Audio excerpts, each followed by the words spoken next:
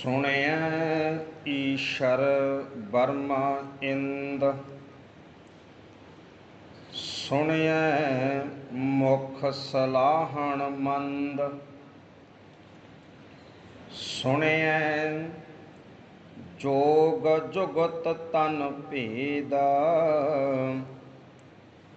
ਸੁਣਿਐ ਸਾਸ਼ਤ ਸਿਮਰਤ ਵੇਦ। ਨਾਨਕ ਭਗਤਾਂ ਸਦਾ ਵਿਗਾਸ, ਸੁਣਿਐ ਦੁਖ ਪਾਪ ਕਾ ਨਾਸ਼। ਨਾਨਕ ਭਗਤਾਂ ਸਦਾ ਵਿਗਾਸ, ਸੁਣਿਐ ਦੁਖ ਪਾਪ ਕਾ ਨਾਸ਼। ਵਾਹਿਗੁਰੂ ਜੀ ਕਾ ਖਾਲਸਾ, ਵਾਹਿਗੁਰੂ ਜੀ ਕੀ ਫਤਿਹ। ਵਡਭਾਗੇ ਹਾਂ ਜੀ, ਅੰਮ੍ਰਿਤ ਵੇਲੇ ਤੋਂ ਚੱਲ ਰਹੇ ਦੀਵਾਨਾਂ ਦੇ ਅਧੀਨ ਬਤੀਤ ਹੋ ਰਹੀਆਂ ਘੜੀਆਂ ਸਤਸੰਗਤ ਦੇ ਵਿੱਚ ਬਤੀਤ ਹੋ ਰਹੀਆਂ। ਤੋ ਸ਼ੁਕਰਾਨਾ ਧੰਨਵਾਦ ਹੈ ਸਤਿਗੁਰੂ ਪਾਤਸ਼ਾਹ ਦਾ, ਜਿਨ੍ਹਾਂ ਨੇ ਸਾਨੂੰ ਉਦਮ ਤੇ ਇਹ ਸੁਮਤ ਬਖਸ਼ਿਸ਼ ਕੀਤੀ ਹੈ। ਪਾਵਨ ਬਾਣੀ ਜਪਜੀ ਸਾਹਿਬ 9ਵੇਂ ਪਦੇ ਦਾ ਪਾਠ ਆਪ ਜੀ ਨੇ ਸਰਵਨ ਕੀਤਾ ਹੈ।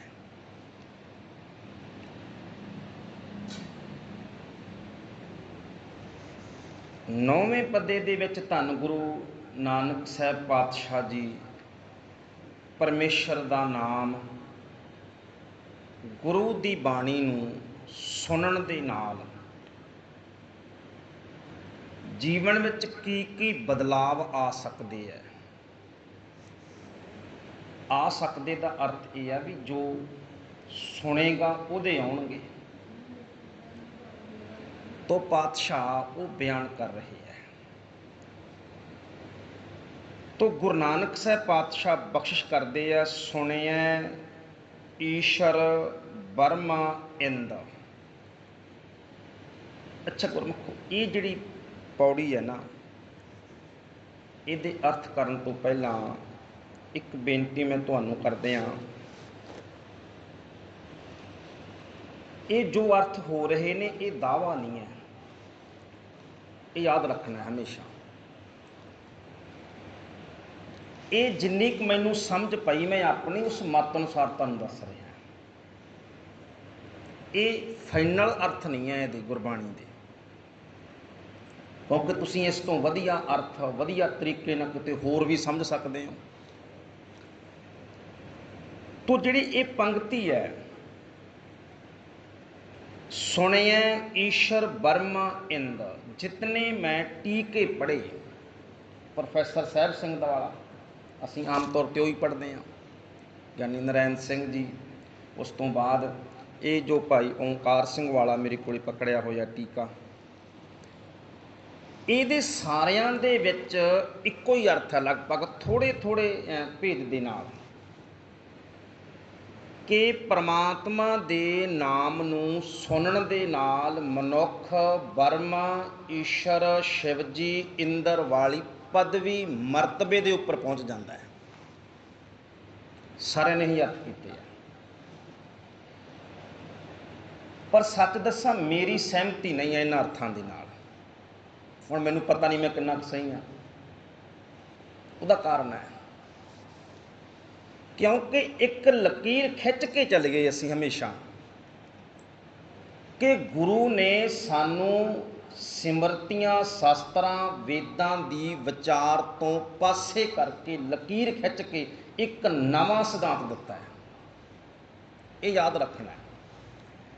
ਜੇ ਅਸੀਂ ਦੁਬਾਰਾ ਉਧਰ ਨਹੀਂ ਫੇਰ ਵੜੀ ਗਏ, ਇਹਦਾ ਅਰਥ ਹੈ ਵੀ ਇਹ ਗੁਰੂ ਨਾਨਕ ਦਾ ਮਾਰਗ ਨਹੀਂ ਹੈ। ਇਹ ਗੱਲ ਹਮੇਸ਼ਾ ਚੇਤੇ 'ਚ ਰੱਖਣੀ ਹੈ ਕਿ ਛਾੜ ਚੱਲੇ ਹਮ ਕਛੂ ਨਾ ਲੀਆ, ਇਹ ਚੇਤਾ ਰੱਖਣਾ ਹੈ ਹਮੇਸ਼ਾ। इस करके जे ਇਹਦੇ अर्थ ਆਪਾਂ इंज कर ਲਾਂ, क्योंकि ये मेरे फादर साहब ਸਾਨੂੰ ਉਹ ਪਹਿਲਾਂ ਕਾਮਰੇਡ ਸੀ ਜਦੋਂ ਜਵਾਨੀ ਪੱਧਰੇ ਸੀ। ਬਾਅਦ ਵਿੱਚ 84 ਦੇ ਵਿੱਚ ਜਦੋਂ ਉਹ ਅਟੈਕ ਹੁੰਦਾ, ਹਮਲਾ ਹੁੰਦਾ, ਉਦੋਂ ਧਰਮ ਵਾਲੇ ਪਾਸੇ ਆਏ, ਫਿਰ ਧਰਮ ਦਾ ਅਧਿਐਨ ਵੀ ਉਹਨਾਂ ਕੀਤਾ, ਫਿਰ ਕੁਝ ਸਮਾਂ ਉਹ ਬਾਣੀ ਦੀ ਵਿਚਾਰ ਵੀ ਕਰਦੇ ਰਹੇ। ਚਲੋ ਹੁਣ ਸੰਸਾਰ 'ਤੇ ਨਹੀਂ।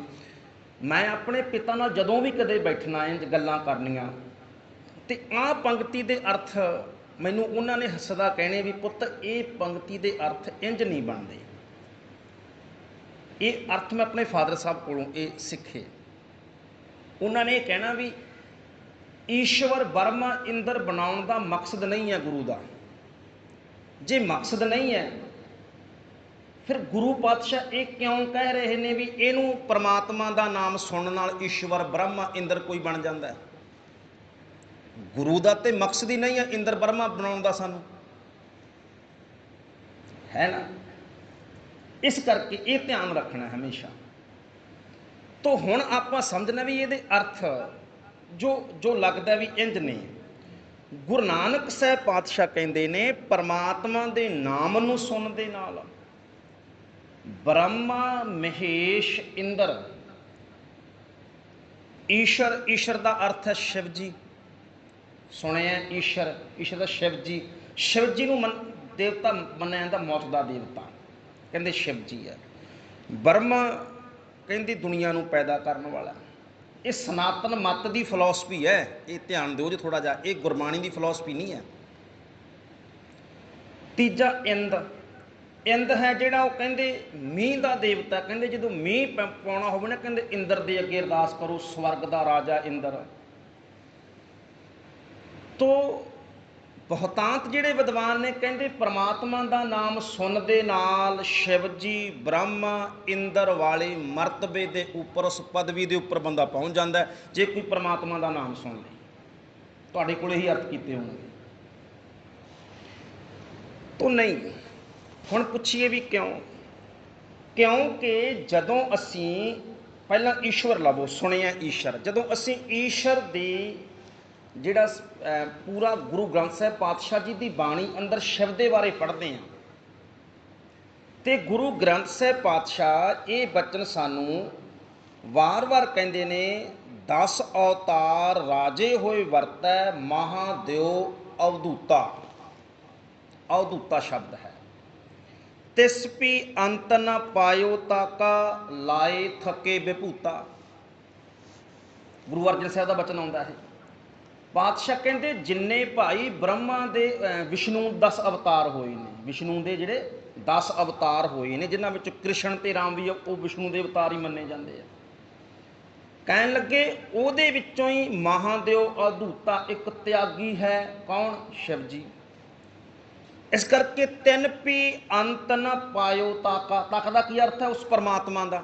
ਉਸ ਪਰਮਾਤਮਾ ਦਾ ਅੰਤ ਭਾਈ ਇਸ ਅਵਧੂਤਾ ਸ਼ਿਵ ਜੀ ਨੇ ਵੀ ਨਹੀਂ ਪਾਇਆ। ਲਾਏ ਥਕੇ ਬੇਬੂਤਾ। ਕਹਿਣ ਲੱਗੇ ਸਵਾਹ ਮਲ ਮਲ ਕੇ ਥੱਕ ਗਿਆ, ਪਰ ਪਰਮਾਤਮਾ ਦਾ ਅੰਤ ਨਹੀਂ ਪਾਇਆ। ਕਿਤੇ ਬਾਬਾ ਨਾਮਦੇਵ ਸਾਹਿਬ ਇਹ ਕਹਿੰਦੇ ਹੈ ਕਿ ਸ਼ਿਵ ਸ਼ਿਵ ਕਰਤੇ ਜੋ ਨਰ ਧਿਆਵੈ, ਬਰਦ ਚੜ੍ਹੈ ਡੌਰੂ ਟਮਕਾਵੈ। ਭਾਈ ਜੇ ਸ਼ਿਵ ਨੂੰ ਜਪੇਗਾ ਤੇ ਵੱਧ ਤੋਂ ਵੱਧ ਬੰਦਾ ਉਹੀ ਕਰ ਸਕਦਾ ਜਿੰਨਾ ਕੁ ਉਹਦੇ ਕੋਲੇ ਹੁੰਦਾ ਹੈ।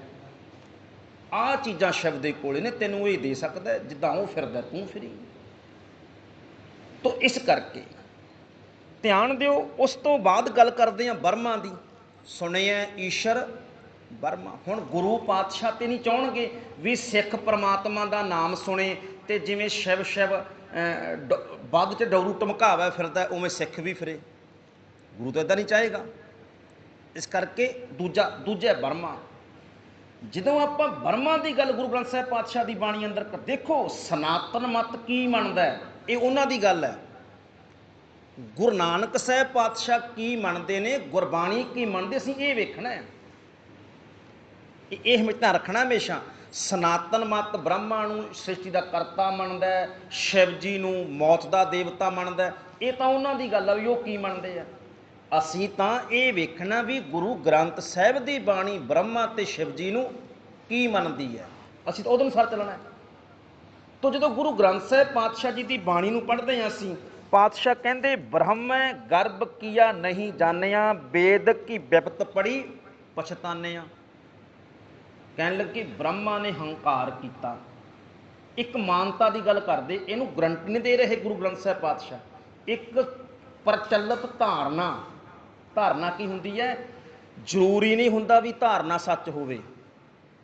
ਇਹ ਨੁਕਤੇ ਸਮਝਣੇ ਆ ਬਾਣੀ ਵਿੱਚੋਂ। ਜਿਵੇਂ ਛੋਟੇ ਛੋਟੇ ਬੱਚਿਆਂ ਨੂੰ ਆਪਾਂ ਇਹ ਪੜ੍ਹਾਉਣੇ ਆ ਵੀ ਇੱਕ ਕਊਏ ਨੂੰ ਪਿਆਸ ਲੱਗੀ ਜੀ, ਹੁਣ ਧਾਰਨਾ ਹੀ ਹੈ, ਕਊਏ ਨੂੰ ਪਿਆਸ ਲੱਗੀ ਜੀ, ਉਹ ਜੱਗ ਦੇ ਉੱਤੇ ਆ ਕੇ ਬੈਠ ਗਿਆ, ਪਾਣੀ ਵਿੱਚ ਥੋੜ੍ਹਾ ਸੀ, ਉਹਨੇ ਕੰਕਰ ਪਾਏ, ਪਾਣੀ 'ਚ ਕੰਕਰਾਂ ਡੇਗੇ ਅੰਦਰ ਤੇ ਪਾਣੀ ਉੱਪਰ ਆ ਗਿਆ ਤੇ ਕਊਆ ਪਾਣੀ ਉੱਡ ਕੇ ਪਾਣੀ ਪੀ ਕੇ ਆਉ ਗਿਆ। ਹੁਣ ਕਊਏ ਕੋਲੇ ਅਕਲ ਹੈ ਇਹ ਨਹੀਂ। ਕਊਏ ਦੇ ਕੋਲੇ ਆਪਾਂ ਮੰਨ ਲਓ ਵੀ ਜੱਗ ਰੱਖ ਦਈਏ ਅੱਧਾ ਕੁ ਪਾਣੀ ਦਾ, ਨਾਲ ਉਹਦੇ ਇੰਜ ਕਰਕੇ ਕੰਕਰ ਰੱਖ ਦੀ, ਕਊਏ ਕੋਲੇ ਕੋਈ ਅਕਲ ਨਹੀਂ। ਇੱਦਾਂ ਹੁੰਦਾ ਹੀ ਨਹੀਂ। ਉਹ ਤਾਂ ਇੱਕ ਬੱਚੇ ਨੂੰ ਸਮਝਾਉਣ ਦੇ ਲਈ ਕਹਾਣੀ ਜੋੜੀ ਹੈ ਅਸੀਂ ਵੀ ਪੁੱਤ ਮਿਹਨਤ ਕਰੀਏ ਤੇ ਇਹ ਚੀਜ਼ ਸਫਲ ਹੋ ਜਾਂਦੀ ਹੁੰਦੀ ਹੈ। ਉਹ ਕਹਾਣੀ ਜੋੜੀ ਹੈ ਇੱਕ। ਇਸੇ ਤਰ੍ਹਾਂ ਦੇ ਨਾਲ ਧਾਰਨਾ ਦਾ ਅਰਥ ਪੱਕਾ ਨਹੀਂ ਹੁੰਦਾ ਵੀ ਹੋਈ ਹੈ ਚੀਜ਼। ਧਾਰਨਾ ਦਾ ਅਰਥ ਹੈ ਵੀ ਪ੍ਰਚਲਿਤ ਧਾਰਨਾ ਹੈ, ਕਹਾਣੀ ਹੈ, ਇੱਕ ਸਿੱਖਿਆ ਲੈਣੀ ਉਹਦੇ ਵਿੱਚੋਂ ਕੀ ਨਿਕਲਦੀ ਹੈ। ਇਸੇ ਤਰ੍ਹਾਂ ਦੇ ਨਾਲ ਕਈ ਸੰਤ ਵੇਖੋ ਜੀ, ਬਾਣੀ 'ਚ ਇਹ ਗੱਲ ਲਿਖੀਆਂ ਤਾਂ ਹੋਈਆਂ ਨੇ ਬਾਣੀ 'ਚ ਵੀ ਬਾਣੀ ਨੇ ਗਰੰਟੀ ਨਹੀਂ ਲਈ ਭਾਈ। ਬਾਣੀ ਨੇ ਸਿਰਫ ਸਮਝਾਉਣ ਦੇ ਲਈ ਸੌਖੇ ਵਿਸ਼ੇ ਦੇ ਵਿੱਚ, ਜਿਵੇਂ ਪੜ੍ਹੇ ਲਿਖੇ ਬੱਚੇ ਨੂੰ ਕੰਪਿਊਟਰ ਦੀ ਉਦਾਹਰਨ ਦੇ ਕੇ ਸਮਝਾਵਾਂਗੇ, ਜਿਹੜਾ ਖੇਤ ਵਿੱਚ ਕਿਸਾਨ ਖੇਤੀ ਕਰ ਰਿਹਾ ਉਹਨੂੰ ਹਲ ਦੀ ਉਦਾਹਰਨ ਦੇ ਕੇ ਸਮਝਾਵਾਂਗੇ, ਟਰੈਕਟਰ ਦੀ ਉਦਾਹਰਨ ਦੇ ਕੇ ਸਮਝਾਵਾਂਗੇ। ਜਿਹੋ ਜਿਹਾ ਮਾਹੌਲ ਹੈ ਇੱਦਾਂ ਪਾਤਸ਼ਾਹ ਨੇ, ਗੁਰੂ ਨਾਨਕ ਸਾਹਿਬ ਨੇ ਕਿਰਪਾ ਕੀਤੀ ਵੀ ਰਾਮ ਬ੍ਰਹਮਾ ਵਿਸ਼ਨੂੰ ਦੀਆਂ ਕਹਾਣੀਆਂ ਚੱਲਦੀਆਂ ਸੀ, ਉਹਨਾਂ ਕਹਾਣੀਆਂ ਦੇ ਰਾਹੀਂ ਸਾਨੂੰ ਸਮਝਾਇਆ। ਇੱਦਾਂ ਇਹ ਸਮਝਣੇ ਨੁਕਤੇ ਹੁੰਦੇ ਆ ਧਿਆਨ ਨਾਲ ਬਾਣੀ ਦੇ।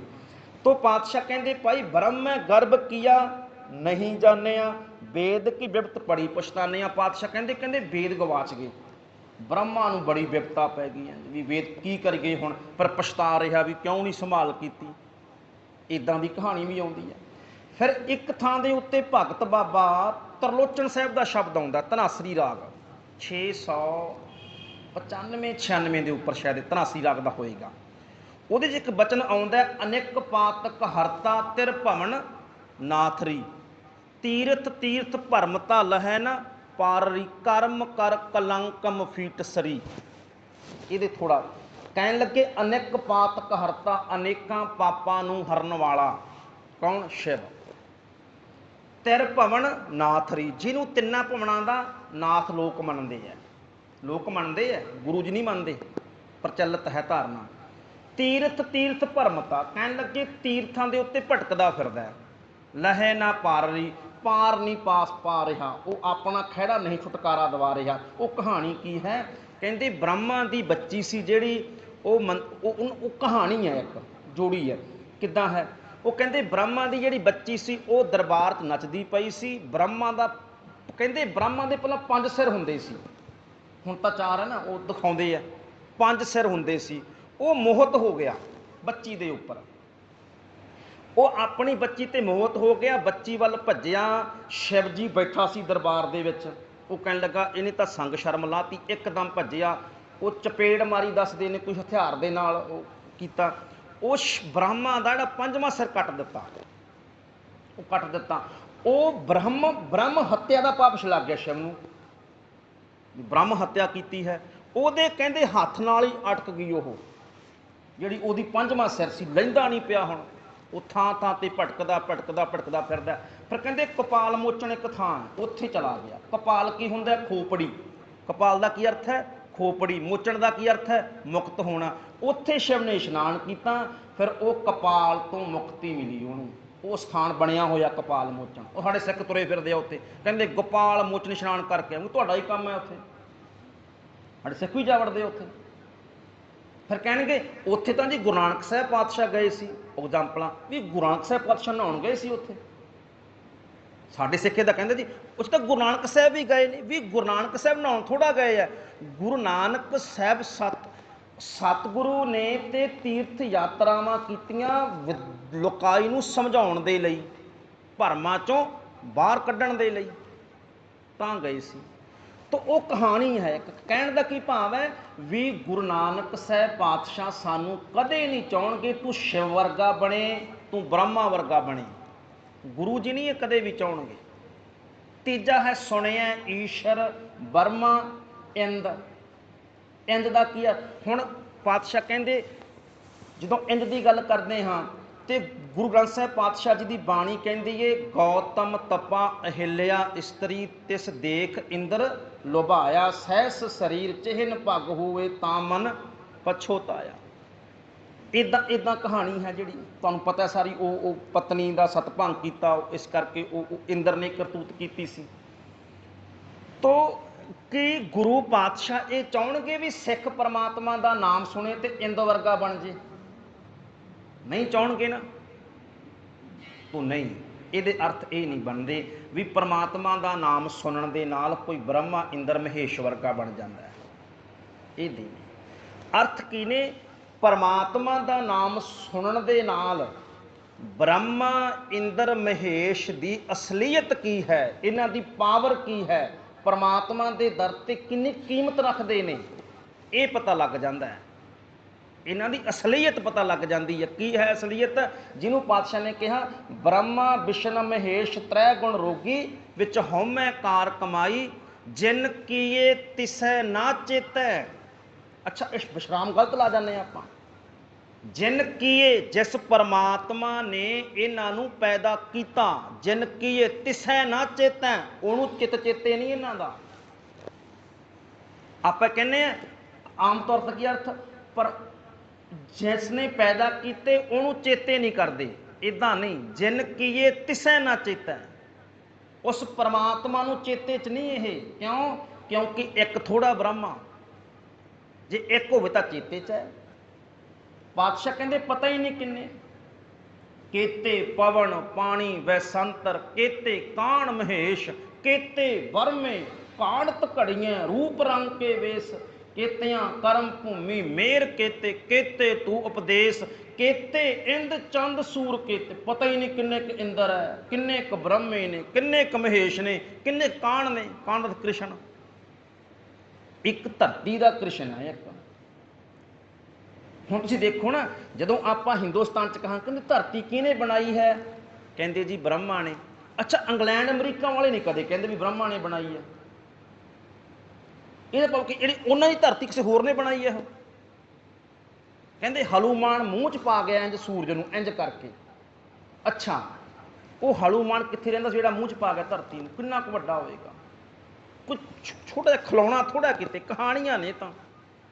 ਤੋ ਪਾਤਸ਼ਾਹ ਕਹਿੰਦੇ ਨਹੀਂ ਨਹੀਂ ਭਾਈ, ਉਸ ਪਰਮਾਤਮਾ ਦੇ ਚਿੱਤ ਚੇਤੇ 'ਚ ਨਹੀਂ ਆ। ਪਤਾ ਹੀ ਨਹੀਂ ਕਿੰਨੇ ਕੁ ਬ੍ਰਹਮਾ ਨੇ, ਕਿੰਨੇ ਕੁ ਮਹੇਸ਼ ਨੇ, ਕਿੰਨੇ ਕੁ ਸ਼ਿਵ ਨੇ ਉਸ ਪਰਮਾਤਮਾ ਜੀ ਦੀ ਬਣਾਈ ਸ੍ਰਿਸ਼ਟੀ ਦੇ ਵਿੱਚ।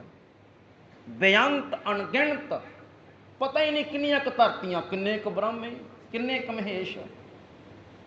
ਤੋ ਇਸ ਤਰ੍ਹਾਂ ਦੇ ਨਾਲ ਤੋ ਪਾਤਸ਼ਾਹ ਕਹਿੰਦੇ ਭਾਈ ਇਹਨਾਂ ਦੀ ਅਸਲੀਅਤ ਕਿ ਨਹੀਂ ਭਾਈ, ਇਹ ਪਰਮਾਤਮਾ ਦੇ ਦਰ ਤੇ ਪ੍ਰਵਾਨ ਨਹੀਂ ਹੈ, ਪ੍ਰਵਾਨ ਨਹੀਂ ਹੈ। ਕਿਉਂਕਿ ਜੋ ਕੁਛ ਕੀਤਾ ਹੰਕਾਰ ਦੇ ਵਿੱਚ, ਹਉਮੈ 'ਚ ਕੀਤਾ। ਜਿਹਨੂੰ ਪਾਤਸ਼ਾਹ ਨੇ ਕਿਹਾ, ਆਪਾਂ ਪੜ੍ਹਦੇ ਹਾਂ ਰੋਜ਼ਾਨਾ, ਕਾਲ ਪਾਏ ਬ੍ਰਹਮਾ ਬਵਤਰਾ ਕਾਲ ਪਏ ਸ਼ਿਵਜੂ ਅਵਤਰਾ ਕਾਲ ਪਾਏ ਕਰ ਵਿਸ਼ਨ ਪ੍ਰਕਾਸ਼ਾ, ਹੈ ਨਾ। ਭਾਵ ਕਿ ਸਾਰੇ ਮੌਤ ਦੇ ਅਧੀਨ ਨੇ। ਇਹ ਸਾਰੇ ਕੀ ਨੇ? ਮੌਤ ਦੇ ਅਧੀਨ ਨੇ, ਸਮੇਂ ਦੇ ਅਧੀਨ ਨੇ। ਤੇ ਗੁਰੂ ਸਾਨੂੰ ਮੌਤ ਤੋਂ ਮੁਕਤ ਕਰਦਾ ਹੈ। ਜਿਹੜਾ ਗੁਰੂ ਕਾ ਸਿੱਖ ਆ ਨਾ, ਉਹ ਬ੍ਰਹਮਾ ਮਹੇਸ਼ ਸ਼ਿਵ ਵਰਗਾ ਨਹੀਂ ਚਾਹੀਦਾ। ਗੁਰੂ ਗੁਰੂ ਦਾ ਕੀ ਸੁਪਨਾ ਹੈ? ਹਰ ਜਨ ਐਸਾ ਚਾਹੀਏ ਜੈਸਾ ਹਰ ਹੀ ਹੋਏ। ਪਰਮਾਤਮਾ ਦਾ ਭਗਤ ਦਾ ਮਕਸਦ ਹੈ ਪਰਮਾਤਮਾ ਵਰਗਾ ਬਣਨਾ। ਮੋਹੀ ਤੋਹੀ ਤੋਹੀ ਮੋਹੀ ਤੋਹੀ ਮੋਹੀ ਮੋਹੀ ਤੋਹੀ ਅੰਤਰ ਕੈਸਾ ਅਬ ਤੋ ਜਾਏ ਚੜੇ ਸੰਘਾਸਨ ਮਿਲੇ ਹੈ ਸਾਰੰਗ ਪਾਣੀ ਰਾਮ ਕਬੀਰਾ ਏਕ ਭਏ ਹੈ। ਆ ਹੈ ਸਿਧਾਂਤ। ਤੂੰ ਤਾਂ ਰੱਬ ਵਰਗਾ ਬਣਨਾ ਹੈ। ਇਸ ਕਰਕੇ ਸੁਣਿਆ ਈਸ਼ਰ ਬਰਮਾ ਇੰਦ, ਪਰਮਾਤਮਾ ਦਾ ਨਾਮ ਸੁਣਨ ਦੇ ਨਾਲ, ਗੁਰੂ ਦੀ ਬਾਣੀ ਨੂੰ ਸਮਝਣ ਸੁਣਨ ਦੇ ਨਾਲ ਈਸ਼ਰ ਸ਼ਿਵ ਬਰਮਾ ਬ੍ਰਹਮਾ ਇੰਦ ਭਾਈ ਇਹਨਾਂ ਦੀ ਅਸਲੀਅਤ, ਇਹਨਾਂ ਦੀ ਪਾਇਆ ਸਮਝ ਵਿੱਚ ਆ ਜਾਂਦੀ ਹੈ। ਸੁਣਿਐ ਮੁਖ ਸਲਾਹਣ ਮੰਦ, ਪਰਮਾਤਮਾ ਦਾ ਨਾਮ ਸੁਣਨ ਦੇ ਨਾਲ ਮੁਖ ਸਲਾਹਣ, ਮੁਖ ਵਿੱਚੋਂ, ਸਲਾਹਣ ਦਾ ਅਰਥ ਹੈ ਸਿਫਤ ਸਲਾਹ, ਉਹਦੀ ਵਡਿਆਈ। ਪਾਤਸ਼ਾਹ ਕਹਿੰਦੇ ਮੰਦ, ਮੰਦ ਦੇ ਦੱਦੇ ਨੂੰ ਔਂਕੜ ਲੱਗਿਆ, ਮਨੁੱਖ ਇੱਕ ਦੀ ਗੱਲ ਹੋ ਰਹੀ, ਇੱਕ ਮਨੁੱਖ, ਭਾਵ ਕਿ ਕੋਈ ਮਨੁੱਖ ਸਦਾ ਮੰਦੇ ਵਚਨ ਬੋਲਦਾ ਹੈ, ਮੰਦਾ ਹੈ। ਜੇ ਉਹ ਪਰਮਾਤਮਾ ਦਾ ਨਾਮ ਸੁਣ ਲਵੇ, ਮੁਖ ਸਲਾਹਣ, ਆਪਣੇ ਮੁਖ ਵਿੱਚੋਂ ਪਰਮਾਤਮਾ ਦੀਆਂ ਸਿਫਤਾਂ ਸਲਾਹਾਂ ਕਰਨੀਆਂ ਸ਼ੁਰੂ ਕਰ ਦਿੰਦਾ ਹੈ। ਮੰਦ, ਮੰਦਾ ਮਨੁੱਖ ਵੀ ਜਿਹੜਾ ਨਿੰਦਿਆ ਕਰਦਾ ਸੀ, ਪਰਮਾਤਮਾ ਦੀ ਮਹਿਮਾ, ਪਰਮਾਤਮਾ ਦੇ ਨਾਮ ਨੂੰ ਸੁਣਿਆ, ਹੁਣ ਪਰਮਾਤਮਾ ਦੀਆਂ ਸਿਫਤਾਂ ਕਰਦਾ ਹੈ। ਸੁਣਿਆ ਮੁਖ ਸਲਾਹਣ ਮੰਦ, ਮੰਦਾ ਮਨੁੱਖ ਵੀ ਮੁਖ ਵਿੱਚੋਂ ਸਿਫਤਾਂ ਕਰਦਾ ਹੈ, ਜਿਸ ਨੇ ਪਰਮਾਤਮਾ ਦੇ ਨਾਮ ਨੂੰ ਸੁਣਿਆ ਹੈ। ਸੁਣਿਐ ਜੋਗ ਜੁਗਤ ਤਨ ਭੇਦ, ਜੋਗ ਹੁੰਦਾ ਜੁੜਨਾ, ਜੁਗਤ ਹੁੰਦਾ ਜੁਗਤੀ ਤਰੀਕਾ, ਤਨ ਭੇਦ ਸਰੀਰ ਦੇ ਭੇਦ, ਸਰੀਰ ਦੇ ਰਹੱਸ ਕਹਿ ਲਓ ਆਪਾਂ, ਸਰੀਰ ਦਾ ਗਿਆਨ। ਪਰਮਾਤਮਾ ਦਾ ਨਾਮ ਸੁਣਨ ਦੇ ਨਾਲ ਭਾਈ ਜਿਹੜਾ ਹੈ ਉਹ ਸੁਣਨ ਦੀ, ਪਰਮਾਤਮਾ ਦਾ ਨਾਮ ਸੁਣਨ ਦੇ ਨਾਲ ਸਰੀਰ ਦੇ ਭੇਤ ਨੇ ਜਿਹੜੇ, ਉਹਨਾਂ ਦਾ ਗਿਆਨ ਮਨੁੱਖ ਨੂੰ ਹੋ ਜਾਂਦਾ ਹੈ। ਅੱਛਾ, ਇੱਕ ਨੁਕਤਾ ਇੱਥੇ ਵੀ ਸਮਝੋ। ਹੁਣ ਤਨ ਭੇਦ, ਸਰੀਰ ਦੇ ਭੇਦ, ਇਹਦਾ ਅਰਥ ਇਹ ਨਹੀਂ ਬਣਦਾ ਵੀ ਜਿਹੜੇ ਸਾਡਾ ਸਰੀਰ ਹੈ ਇਹਦੇ ਜਿਹੜੇ ਭੇਦ ਨੇ, ਭੇਦ ਦਾ ਕੀ ਅਰਥ ਹੈ ਵੀ ਜਿਹੜੀ ਹੈ ਛੋਟੀ ਆਂਤ ਕੀ ਹੁੰਦੀ ਹੈ, ਵੱਡੀ ਆਂਤ ਕੀ ਹੁੰਦੀ ਹੈ, ਖੂਨ ਕਿਵੇਂ ਅੰਦਰ ਸਾਡੇ ਕੰਮ ਕਰਦਾ ਹੈ, ਜਾਂ ਦਿਲ ਹਿਰਦਾ ਕਿੱਦਾਂ ਦਾ ਹੈ, ਵੀ ਇਹ ਪਤਾ ਲੱਗ ਜਾਂਦਾ ਹੈ। ਇਹ ਡਾਕਟਰਾਂ ਦਾ ਕੰਮ ਹੈ। ਥੋੜ੍ਹਾ ਇਹ ਨੁਕਤਾ ਧਿਆਨ ਨਾਲ ਸਮਝੋ। ਕਈ ਵਾਰ ਅਸੀਂ ਸਮਝਦੇ ਹਾਂ ਵੀ ਦੇਖੋ ਜੀ, ਗੁਰੂ ਪਾਤਸ਼ਾਹ ਨੇ ਕਿ ਸੁਣਿਆ ਜੋਗ ਜੁਗਤ ਤਨ ਭੇਦ, ਜੁਗਤੀ ਦੇ ਨਾਲ ਪਰਮਾਤਮਾ ਦੇ ਨਾਮ ਨੂੰ ਸੁਣ ਕੇ ਜੁੜ ਜਾਈਏ ਤਾਂ ਤਨ ਭੇਦ ਪਤਾ ਲੱਗ ਜਾਂਦੇ ਨੇ, ਵੀ ਸਰੀਰ ਵਿੱਚ ਕੀ ਹੋ ਰਿਹਾ ਪਤਾ ਲੱਗਦਾ ਹੈ, ਵੀ ਤਨ ਭੇਦ। ਜਿਹੜੇ ਜਿਵੇਂ ਡਾਕਟਰ ਦੱਸ ਦਿੰਦੇ ਨੇ ਵੀ ਆਹ ਤੇਰਾ ਦਿਲ ਇੰਨਾ ਕੰਮ ਕਰਦਾ ਪਿਆ, ਆਹ ਤੈਨੂੰ ਬਿਮਾਰੀਆਂ, ਆਹ ਤੇਰੀ ਛੋਟੀ ਆਂਤ, ਆਹ ਤੇਰੀ ਵੱਡੀ ਆਂਤ, ਆਹ ਤੇਰੀ ਖਾਣੇ ਦੀ ਪ੍ਰਣਾਲੀ ਹੈ, ਆਹ ਤੇਰੀ ਰਕਤ ਸੰਰਚਨਾ ਹੈ, ਉਹ ਨਹੀਂ, ਉਹਦਾ ਨਹੀਂ, ਉਹ ਡਾਕਟਰਾਂ ਦਾ ਕੰਮ ਹੈ। ਉਹ ਤਾਂ ਫਿਰ ਇਹਦਾ ਜੀ ਅਰਥ ਇੰਝ ਕਰਾਂਗੇ ਫਿਰ ਤੇ ਵੀ ਜਿਹੜੀ MBBS ਕਰਨ ਦੇ ਲਈ ਬਸ ਸੁਣ ਲਓ ਨਾਮ ਪਰਮਾਤਮਾ ਦਾ, ਉਹ ਡਿਗਰੀ ਕਰਨੀ ਪੈਂਦੀ ਹੈ। ਇਹਦਾ ਅਰਥ ਕੀ ਬਣਦਾ ਹੈ? ਸਰੀਰ ਦੇ ਤਨ ਭੇਦ ਦਾ ਕੀ ਅਰਥ ਹੈ? ਸਰੀਰ ਦਾ ਮੂਲ ਜਿਹੜਾ ਪਰਮਾਤਮਾ ਹੈ, ਸਰੀਰ ਦਾ ਮੂਲ ਪਰਮਾਤਮਾ ਹੈ ਜਿਹੜਾ, ਉਸ ਪਰਮਾਤਮਾ ਦੇ ਭੇਦ ਨੇ ਜਿਹੜੇ, ਇਹ ਕਹਿ ਲਓ ਵੀ ਇਸ ਮਨੁੱਖੀ ਬੁੱਧੀ ਦੁਆਰਾ ਜਿਹੜੇ ਗੁੱਝੇ ਭੇਦ ਨੇ, ਗੁੱਝੇ ਭੇਦ ਕੀ, ਮਨ ਵਿੱਚ ਕੀ ਚੱਲਦਾ ਹੈ, ਕਿੱਦਾਂ ਮਨ ਟਿਕੇਗਾ, ਇਹ ਜਿਹੜੇ ਤਨ ਦੇ ਭੇਦ ਨੇ, ਕਿਉਂਕਿ ਮਨ ਦੇ ਰਾਹੀਂ ਹੀ ਤਨ ਦੀ ਰਚਨਾ ਹੋਣੀ ਹੈ। ਤੋ ਇਸ ਕਰਕੇ ਸਰੀਰ ਜਿਹੜਾ ਮੂਲ ਹੈ ਪਰਮਾਤਮਾ ਦੀ ਰੱਬੀ ਜੋਤ, ਉਸ ਦੀ ਸਮਝ ਪੈ ਜਾਂਦੀ ਹੈ ਜੇਕਰ ਪਰਮਾਤਮਾ ਦੇ ਨਾਮ ਨੂੰ ਸੁਣ ਲਈਏ। ਤਨ ਭੇਦ ਦਾ ਅਰਥ ਹੈ ਕਿ ਜਿਹੜੀ ਉਹ ਰੱਬੀ ਜੋਤ ਹੈ, ਤਨ ਦਾ ਮੂਲ ਹੈ ਸਾਡਾ, ਤਨ ਦੇ ਮੂਲ ਪਰਮਾਤਮਾ ਰੱਬੀ ਜੋਤ ਦੀ ਸਮਝ ਪੈ ਜਾਂਦੀ ਹੈ। ਜਿਹਨੂੰ ਆਪਾਂ ਸੋ ਕਹਿ ਲਈਏ ਵੀ ਇਸ ਸਰੀਰ ਵਿੱਚ ਕਾਮ ਚੱਲਦਾ ਪਿਆ, ਕ੍ਰੋਧ ਚੱਲਦਾ ਪਿਆ, ਹੰਕਾਰ ਚੱਲਦਾ ਪਿਆ, ਹਉਮੈ ਚੱਲਦੀ ਪਈ ਹੈ, ਇਹ ਸਰੀਰ ਵਿਕਾਰੀ ਹੋਇਆ ਪਿਆ ਹੈ, ਇਹ ਸਮਝ ਪੈ ਜਾਂਦੀ ਹੈ। ਤਨ ਦੇ ਭੇਦ ਪਤਾ ਲੱਗ ਜਾਂਦਾ, ਇਹ ਟਿਕਾ ਕਿਵੇਂ ਆਏਗਾ, ਇਹ ਸਰੀਰ ਟਿਕਾ 'ਚ ਕਿਵੇਂ ਆਏਗਾ। ਤੋ ਸਰੀਰ ਦੇ ਭੇਦ ਰੱਬੀ ਜੋਤ ਦਾ ਪਤਾ ਸਮਝ ਲੱਗ ਜਾਂਦਾ ਹੈ। ਸੁਣਿਐ ਸਾਸਤ, ਅੱਛਾ ਇਹਨੂੰ ਸਾਸ਼ਤ, ਇਹਨੂੰ ਪੜ੍ਹਨਾ ਹੈ, ਜਿਹੜੀ ਸਭ ਤੋਂ ਪਹਿਲੀ ਬਿੰਦੀ ਹੈ, ਬਿੰਦੀ ਲਾ ਕੇ ਸ਼ਾਸਤ, ਸ਼ਾਸਤ, ਸ਼ਾਸਤ, ਸ਼ਾਸਤ ਜਿਹੜੀ ਪਹਿਲਾ ਸੱਸਾ ਹੈ ਉਹਦੇ ਥੱਲੇ ਬਿੰਦੀ ਲਾ ਕੇ ਬੋਲਣੀ ਹੈ, ਸ਼ਾਸਤ। ਸੁਣਿਐ ਸ਼ਾਸਤ ਸਿਮਰਤ ਵੇਦ, ਸ਼ਾਸਤ ਜਿਹੜੇ 6 ਸ਼ਾਸਤਰ ਨੇ, ਇੱਕ ਹੁੰਦਾ ਸ਼ਾਸਤਰ, ਇੱਕ ਹੁੰਦਾ ਸ਼ਾਸਤਰ। ਤੋ ਜਿਹੜੇ 6 ਸ਼ਾਸਤਰ ਨੇ ਹਿੰਦੂਆਂ ਦੇ ਧਾਰਮਿਕ ਪ੍ਰਾਚੀਨ ਗ੍ਰੰਥ ਨੇ ਜਿਹੜੇ ਸ਼ਾਸਤਰ। ਸਿਮਰਤ, ਸਿਮਰਤੀਆਂ ਵੀ ਗ੍ਰੰਥ ਨੇ, वेद जिहड़े 4 वेद ने। तो पातशाह कहंदे भाई परमात्मा दा नाम सुनन दे नाल शास्त्रां सिमरतियां अते जिहड़ा वेदां दा मूल है, जिहड़ा गूढ़ ज्ञान है इन्हां दा, ਉਹ परमात्मा ਦੇ नाम ਨੂੰ ਸੁਣਨ ਦੇ ਨਾਲ ਸਮਝ ਵਿੱਚ ਆ ਜਾਂਦਾ ਹੈ। ਜਿਹਨੂੰ ਪਾਤਸ਼ਾਹ ਨੇ ਕਿਹਾ ਸਿਮਰਤ ਵੇਦ ਪੁਰਾਣ ਪੁਕਾਰਨ ਪੋਥੀਆਂ, ਨਾਮ ਬਿਨਾ ਸਭ ਕੂੜ ਗਾਲੀ ਹੋਛੀਆਂ ਲਾਗੀ ਸਮਝ ਵੀ ਨਾ ਨਾ ਨਾ। ਅਸਲ ਤਾਂ ਭਾਈ ਤਤ ਗਿਆਨ ਤਾਂ ਇਹੀ ਹੈ। ਇਹਨਾਂ ਦਾ ਤਤ ਗਿਆਨ ਕੀ ਹੈ ਵੀ ਪਰਮਾਤਮਾ ਦਾ ਨਾਮ ਸੁਣੇਗਾ ਮੰਨੇਗਾ ਤੇ ਤਾਂ ਹੀ ਤੈਨੂੰ ਸਮਝ ਪੈਣੀ ਅਸਲੀਅਤ ਦੀ। इस करके सुनिया सास्त सिमरत वेद, नानक भगतां सदा विगास। हे नानक भगतां दी जिंदगी विच सदा ही खेड़ा रहिंदा है, प्रसन्नता रहिंदी है। सुनिया दुख पाप का नाश। परमात्मा दा नाम सुनन दे नाल दुखां ते पापां दा डेरा जिंदगी विचों चुक्या जांदा है। जिन्हों आपां कहने आ ना परमेश्वर दिता बन्ना दुख रोग का डेरा भन्ना। बन्ना की हुंदा? एक ते बन्ना हुंदा पुत्र। पंजाबी सभ्याचार विच बन्ने दे अर्थ पुत्र भी कीते जांदे ने। पानी वार बन्ने दीए माए, वो बीबियां भैणां शब्द गाउंदियां ने बन्ना पुत्र। पर इत्थां बन्ना दा अर्थ है बंध ला देना, रुकावट ला देनी, रोक ला देनी। इदा की अर्थ बन्ना दा की अर्थ है इत्थे? रोक ला देनी, रुकावट पैदा कर देनी। परमेश्वर जिवें पानी लंघदा होवे, खाल वगदा है, पानी टुट जांदा है, आपां कहने बंध ला दिओ, भाव कि भाई रोक दिओ। तो रोक परमेश्वर दिता बन्ना। परमेश्वर वाहिगुरू परमेश्वर ने मैनू वो नाम दिता है जिहड़ा नाम दुखां पापां नूं बंध ला दिंदा है, रुकावट पा दिंदा है, दुख आउण नहीं दिंदा जिंदगी दे विच। नाम है वो नाम वो बन्ना है जिहड़ा दुखां ते पापां नूं रोक ला दिंदा है जिंदगी दे विचों। परमेश्वर दिता बन्ना दुख रोग का डेरा भन्ना। जिसने जिंदगी विचों दुख ते रोगां दे टिकाणे नूं खत्म कर दिता है। आनंद करै नर नारी हर हर प्रभ किरपा धारी। तो पातशाह कहंदे ने भाई परमात्मा दा नाम है जिहड़ा, जदों इस नूं जपीए, इस नूं सुनीए कन्नां दे राहीं और जिंदगी चों धारण कर लईए, दुख पाप का नाश।